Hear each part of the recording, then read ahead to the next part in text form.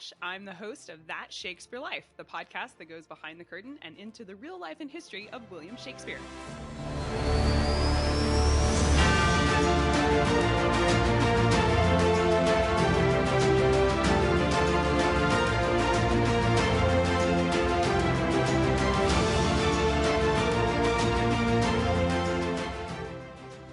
That's right. Today we're joined by Cassidy Cash of That Shakespeare Life to consider those fabulous witches and other aspects of Shakespeare's wonderful play, Macbeth.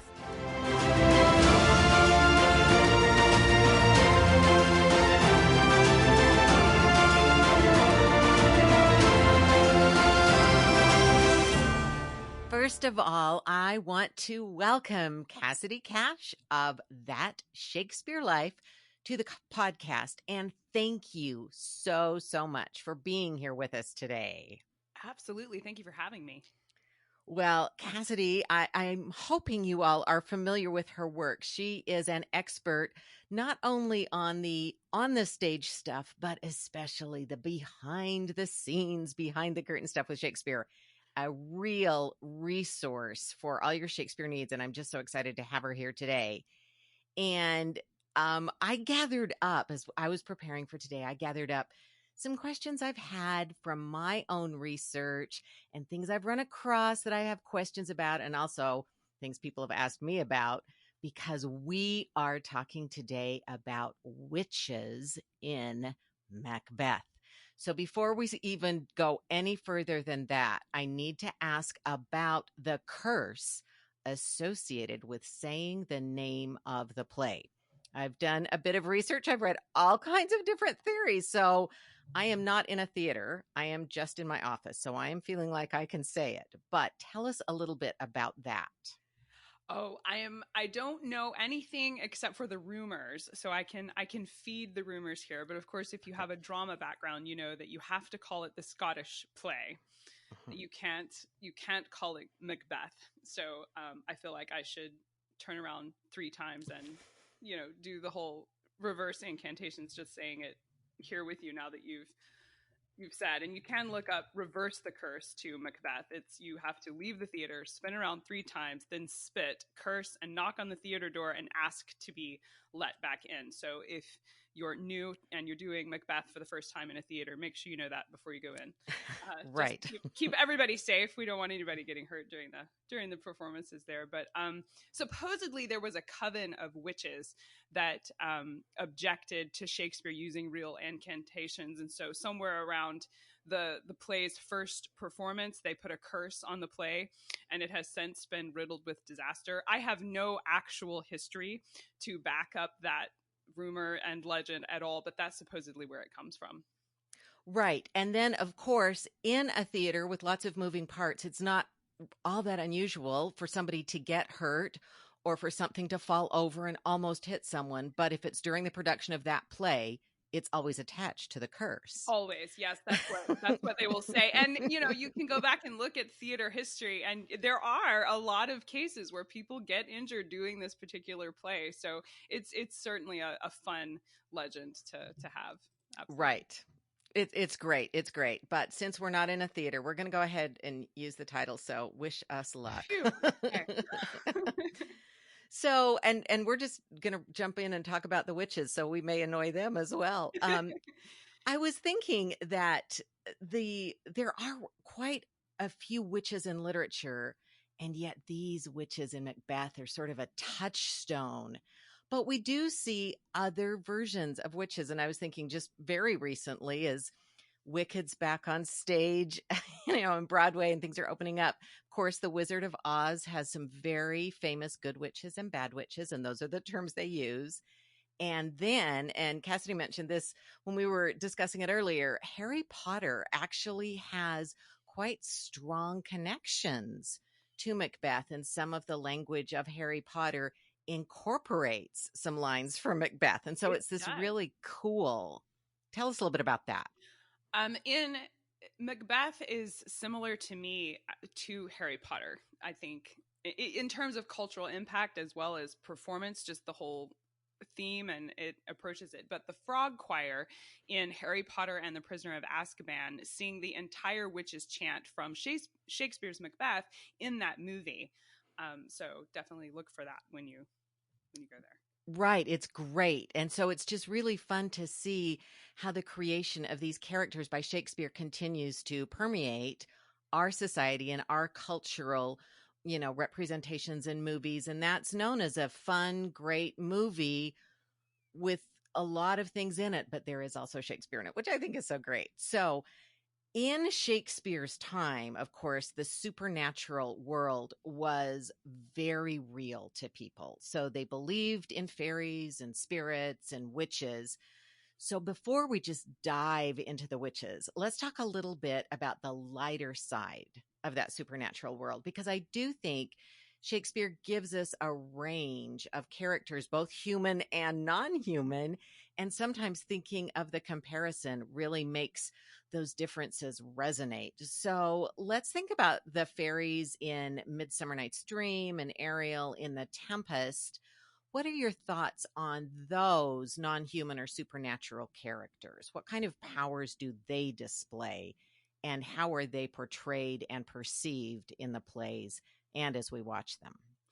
In Macbeth, the witches seem to be portrayed specifically with an irredeemable evil intention, whereas in Comedy of Errors, witches are described by Antipholus of Syracuse as dark working sorcerers that change the mind, soul killing witches that deform the body, disguised cheaters, prating mountebanks, and many such like liberties of sin. That's a quote from Comedy of Errors. I think that the impression that witches are not only evil, but that they're out to do harm in ways that are not easily recognizable at the surface of things. That entire perspective about witches definitely carries over into the plot of Macbeth. We see Macbeth, he's not repulsed by the witches. Instead, he's entranced by their tale of power. And you think if someone believed witches to be truly evil, we expect that they would run away from their prophecies and try to thwart what anything that person said to be true. Well, it's got to be wrong. But Macbeth takes the witch's statement as fact. Now, he turns out to have misunderstood them to his own mortal error. But at the same time, isn't it interesting that he believed them at all? I think he recognizes and certainly himself believes that their power was real. And I think that's the distinction between witches and what you're putting together here as non-human characters for Shakespeare's plays. Witches are considered to be real by the society Shakespeare's writing for in the 16th and 17th century. And there's not a real political divide about it either. It's not like issues today where we have, left-wing and right-wing ideas about things and people are sort of debating it. It's more like, is there a sun in the sky? Everyone pretty much agrees, yes, that's there. But for Shakespeare's England, the foundation of a real, active, supernatural world was universal for his lifetime. Events like the witch trials prove this fact, because the question wasn't, are there witches or are witches real? It was, how do we identify witches? And in many ways, I think the witches in Macbeth would have been terrifying for Shakespeare's audience in the same way a film depicting a serial killer or a child predator would be terrifying for us today, because there is that extra layer of terror brought to the role because the audience knows what they're seeing is possible in real life.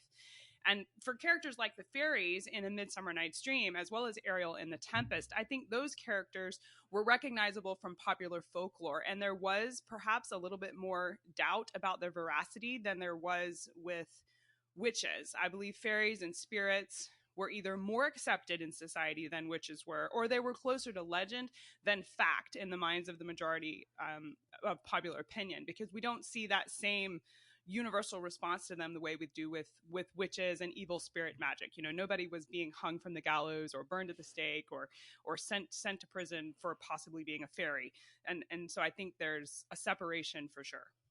That's great. And that's a really good point. And you can see when you look at something like Comedy of Errors, which is an unexpected place to find a discussion of witches, honestly, you think of that being just sort of a funny Fun, kind of upbeat little thing. play, and let's rag on witches. Yeah, exactly. Yeah. So those messages, those, sort of cautions about witches were very real, and it sort of given full reign in Macbeth. And what you were saying about, we have things we are afraid of today, that same fear, that same fear would have been the case for Shakespeare's audience in his time.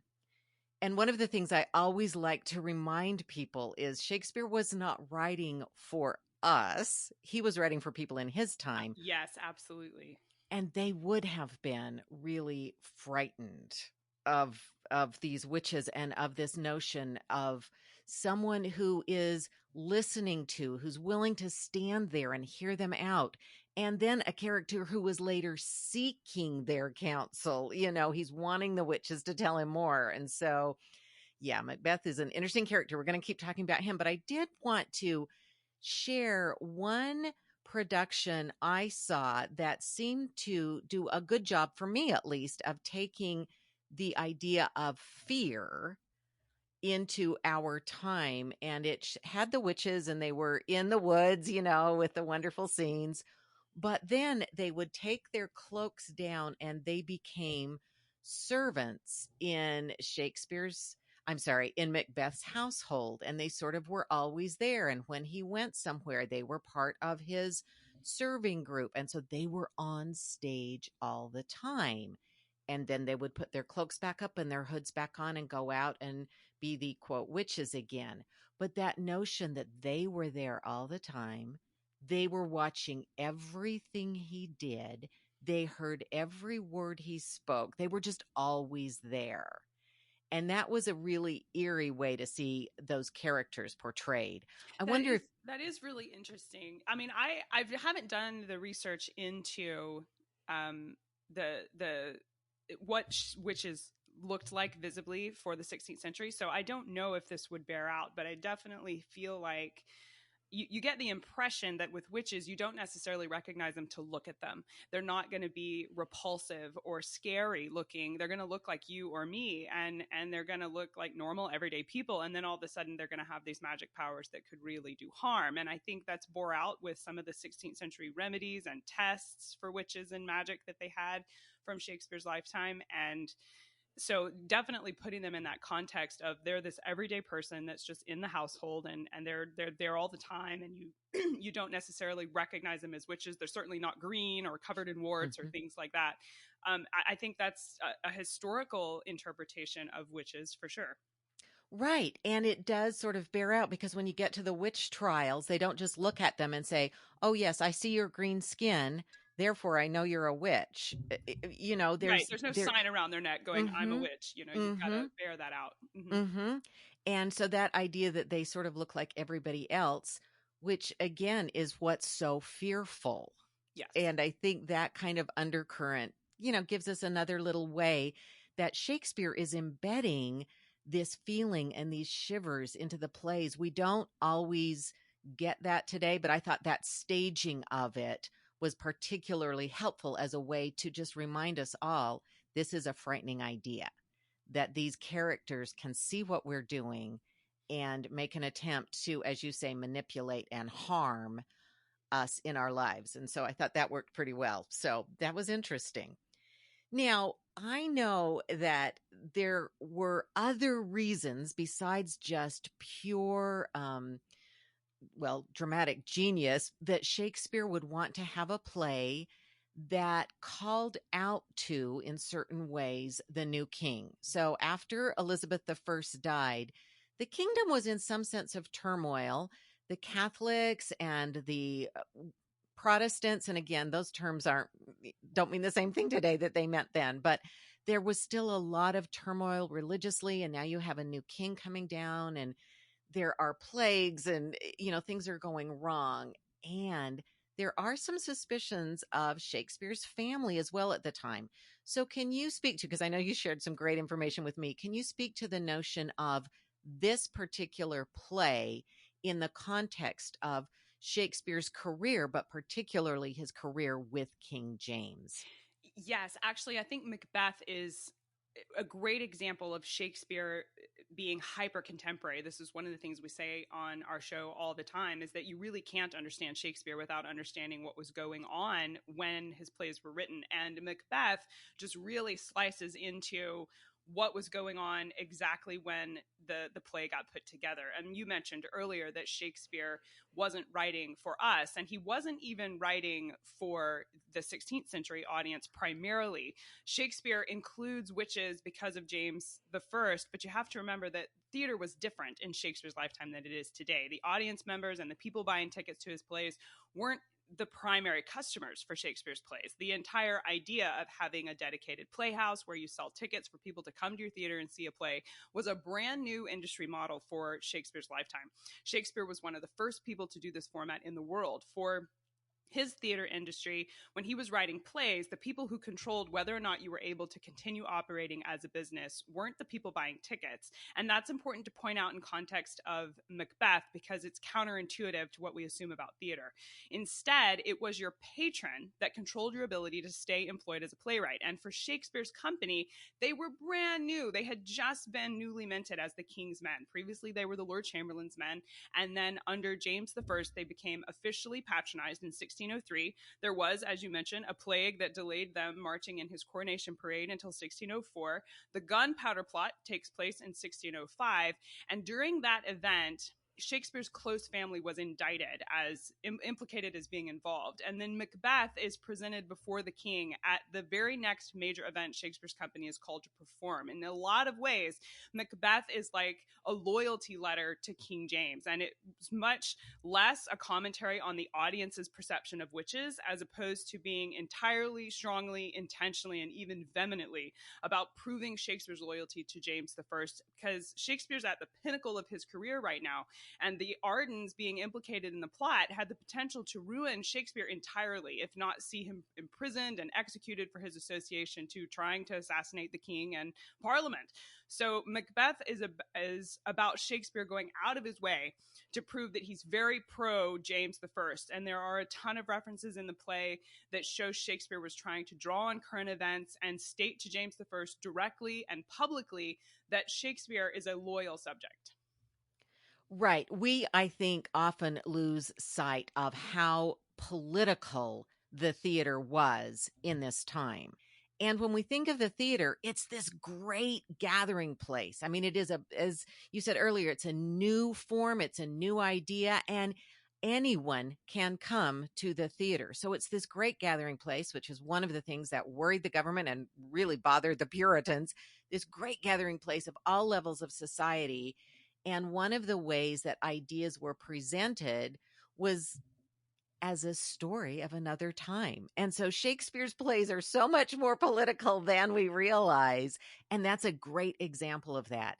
The need to prove himself to the new king and to clear his name and maybe disassociate himself from some members of his family who seemed to be in some trouble at the time. And again, as you said, just make this really public proclamation. But I need to ask, and I know this is one of those questions that just people just are so interested in Lady Macbeth, and you mentioned that too. But I wonder if we could talk just a little bit, and I don't want to go into specific politics and make a big deal about a particular recent female politician who was so often called, quote, Lady Macbeth. But we do see this character, this very strong character in Shakespeare, who knows what she wants and has some ambition and goes after it, often being almost summoned to represent a female who refuses to be controlled or defined by the men around her. And I would say that being called a, quote, Lady Macbeth today is not usually a compliment. And at the same time, being called a witch today is not usually a compliment.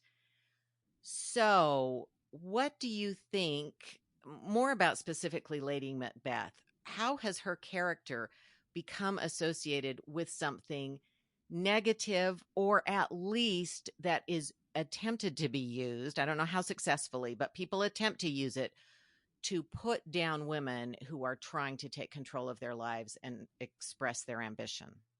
And you want me to answer that without delving into anything political?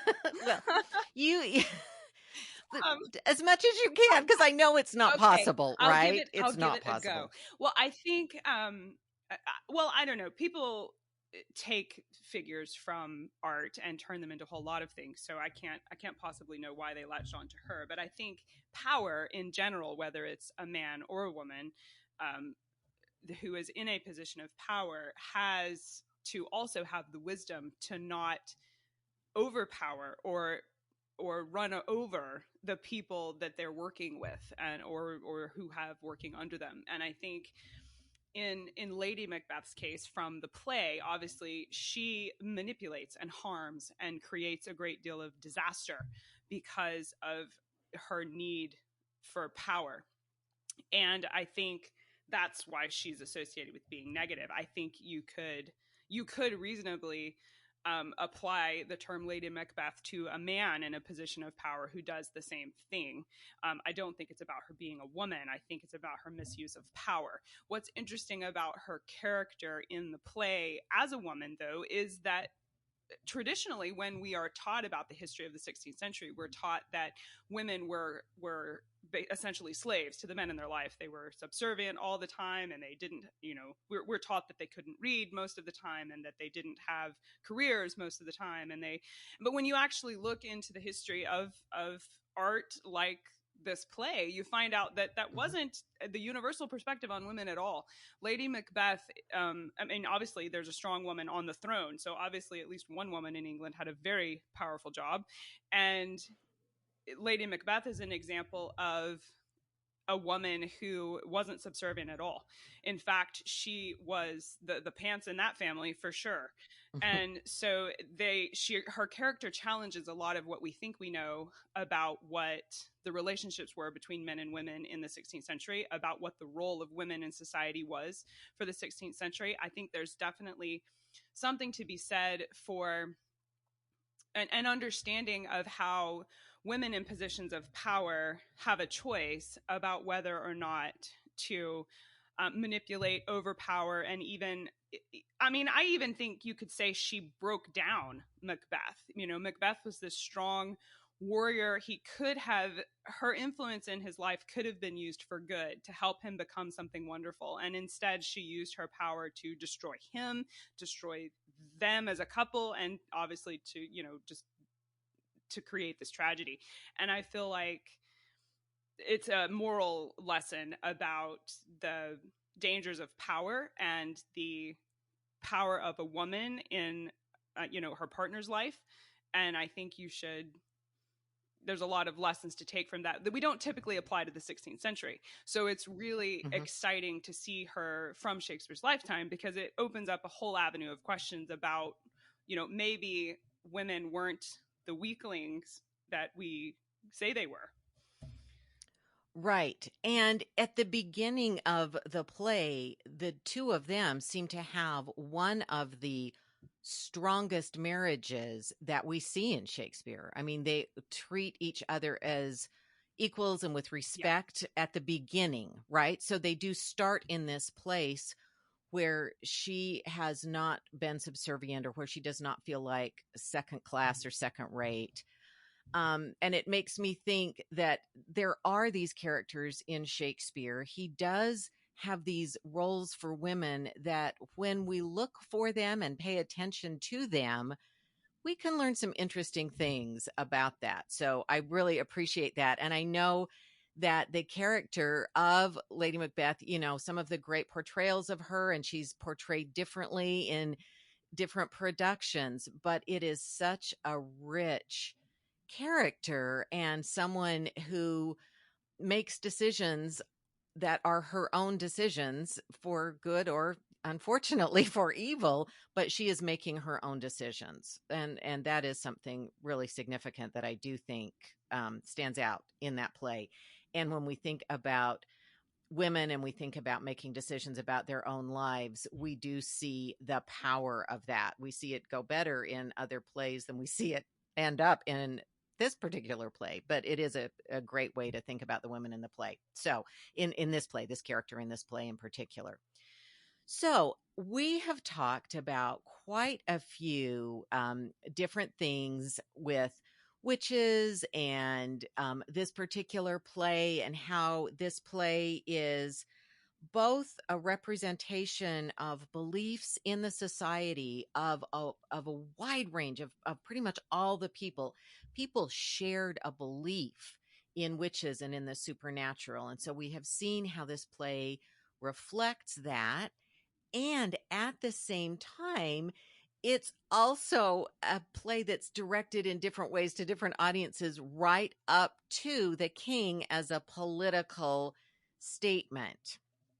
So we can sort of think about that context in Shakespeare's time.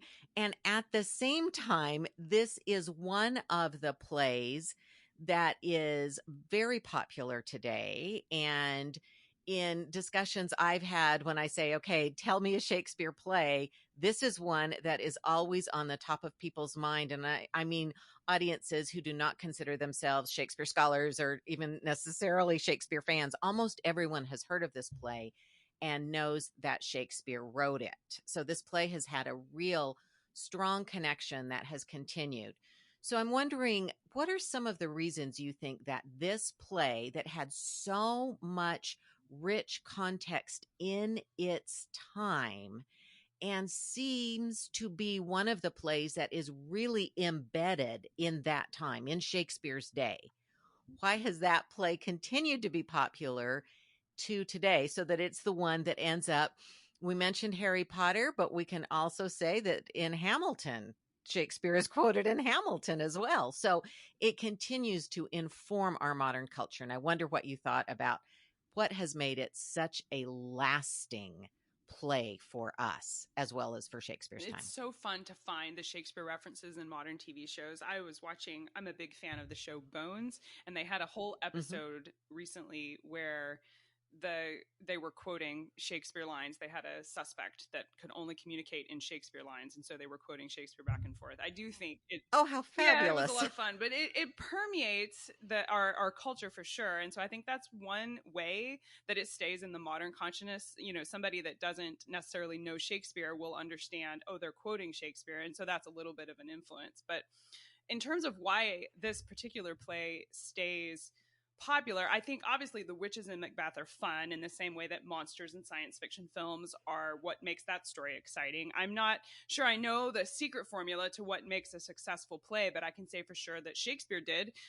Some of the things I enjoy about Macbeth in particular is that we see this dark story of a man who succumbs to his desire for power, and he really shouldn't have. He was this celebrated warrior, honored and revered, and then he's led astray. And I think we can resonate with that story because, you know, we understand that even great men are human, which means no one is perfect. And we know how fragile everything is. And in Macbeth, we see this weakness of character is not about your outward physical strength. Macbeth wasn't strong enough to overcome his own internal weakness. And I think that's just a human story that we resonate with.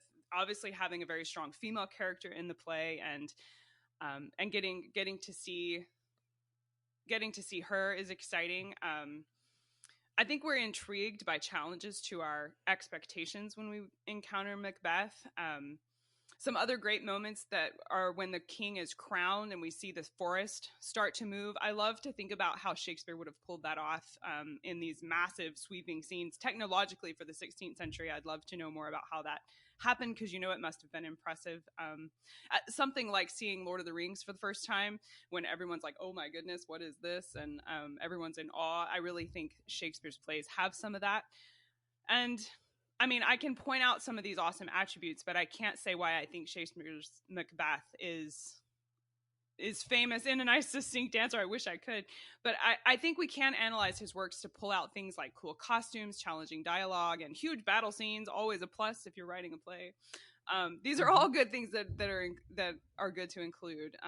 So I think many artists continue to come back to Shakespeare for inspiration because obviously what he did worked, and when you know this worked, it's a great foundation for what you want to do in the future. That is great. And from everything from the very most personal, like you mentioned, this is the story of a person who has a lot of things that are going well for him. He's recognized, he's celebrated, he's given a lot of praise.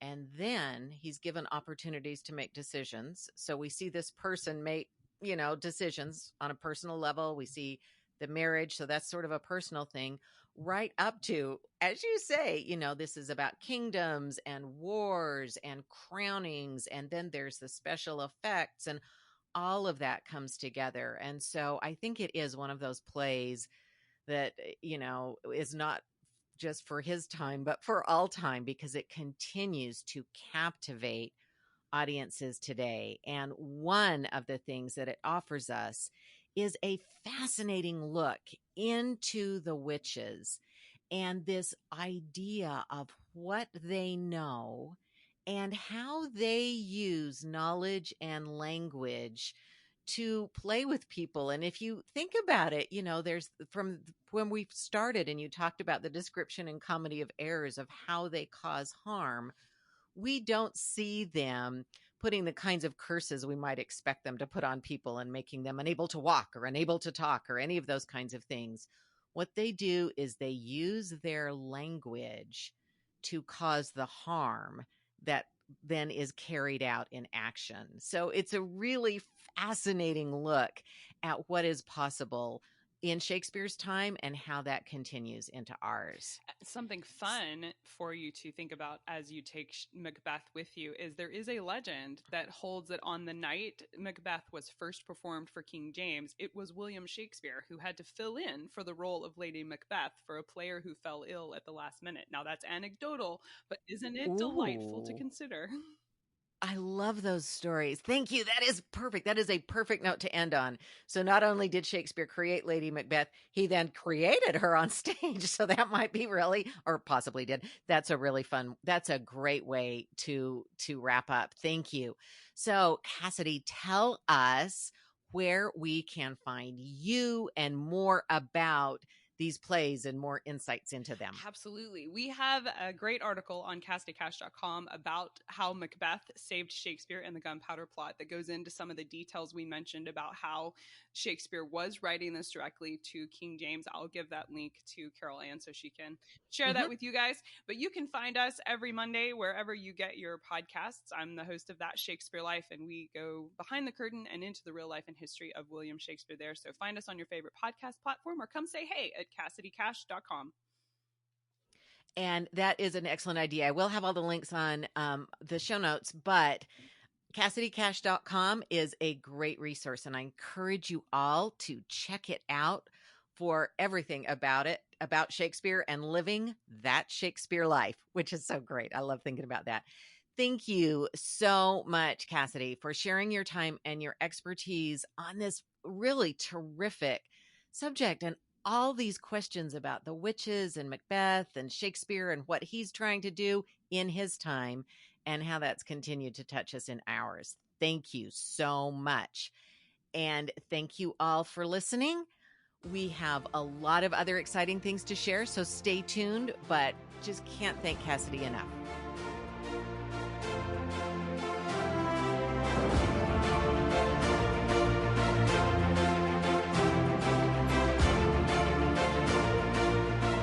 Thank you so much to Cassidy Cash of That Shakespeare Life for sharing her insights with us as we discuss the witches in Macbeth. And a special thank you and shout out to our two new patrons, Helen Gibson and Margot Thorson. And a special invitation to all of you to please check out the Patreon page and join us in the Royals, Rebels, and Romantics patron family. I really appreciate your listening. Please plan to join us again soon, and let's keep shaking up history together.